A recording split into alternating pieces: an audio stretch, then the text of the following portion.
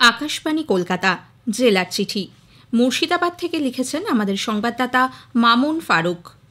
পার্বণপ্রিয় বাঙালির কাছে হোলি ও দোল উৎসবের মধ্যে দিয়েই পালিত হয় বসন্ত উৎসব। পুরাণের হোলিকা দহন ও দোল পূর্ণিমায় শ্রী চৈতন্যদেবের আবির্ভাবের ধর্মীয় বাতাবরণের মধ্যেই মুর্শিদাবাদের মানুষ মেতেছিল রঙের উৎসবে। রং লেগেছিল গ্রামীণ জনপদ থেকে সংস্কৃতিপীঠ, জেলা সদর বহরমপুরের বিভিন্ন সংস্থার আয়োজনের বসন্ত উৎসবের অনুষ্ঠানে।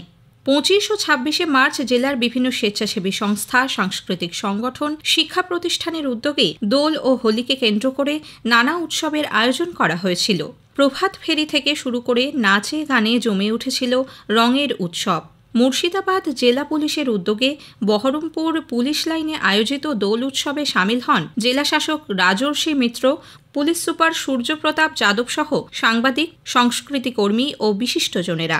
বিভিন্ন রাজনৈতিক দলের নেতারাও জেলা জুড়ে বিভিন্ন জায়গায় দোল উৎসবে যোগ দিয়েছিলেন। একই সঙ্গে বহরমপুরের একাধিক নৃত্য প্রশিক্ষণ কেন্দ্র পথে নেমে বসন্ত পার্বণ উদযাপন করে।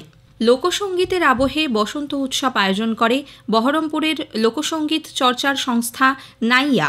20 মার্চ সন্ধ্যায় রবীন্দ্র সদনে আয়োজিত হয় বসন্তকালে শীর্ষক অনুষ্ঠান। বাংলাদেশের কিংবদন্তি লোকশিল্পী শাহ আব্দুল করিমের লেখা রাধাকৃষ্ণের রং খেলার গান ছাড়াও সুনীল মাহাতো, রাধারমন দত্ত, লালন ফকির, পদকর্তা মশিউর গোঁসাইয়ের গান সেখানে পরিবেশিত হয়েছে। ছিল মহাজনী কীর্তনও। উৎসবে সামিল হয়েছিল উত্তরণের বিশেষ চাহিদাসম্পন্ন শিশুরা। ছান্দিক আবৃত্তি অনুশীলন কেন্দ্রের শিশুরা আবৃত্তি করেছে।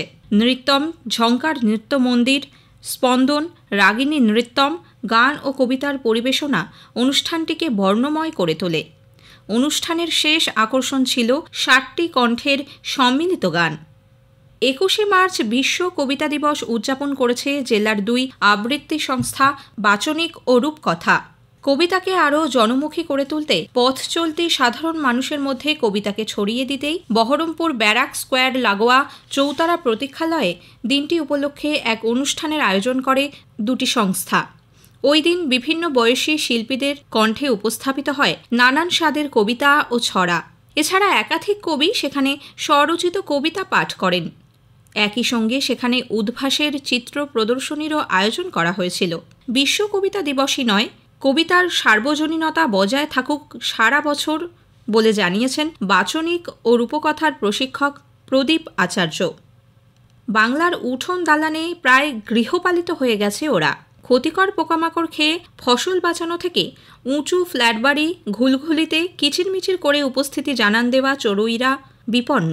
বিশ্ব চড়ুই দিবসে চড়ুই বাঁচানোর দাবি নিয়ে সরব হয়েছিল পরিবেশপ্রেমী সংস্থা my dear trees and wilds.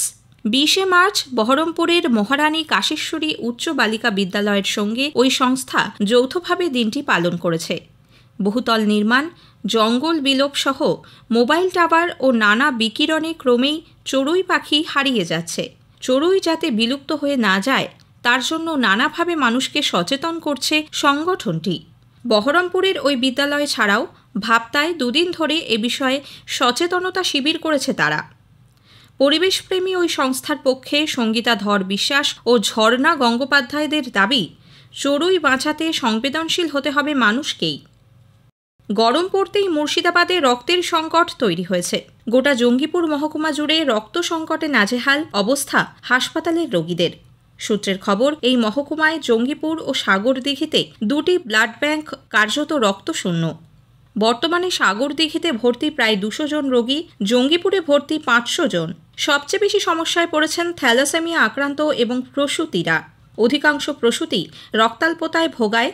প্রসবকালীন সময়ে তাঁদের রক্তে হিমোগ্লোবিনের মাত্রা নেমে এসেছে।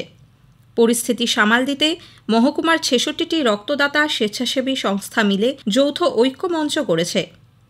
অবিলম্বে জেলা জুড়ে লাগাতার রক্তদান না শুরু করলে বিপর্যয় আসতে পারে বলে স্বাস্থ্যকর্তাদের একাংশের দাবি।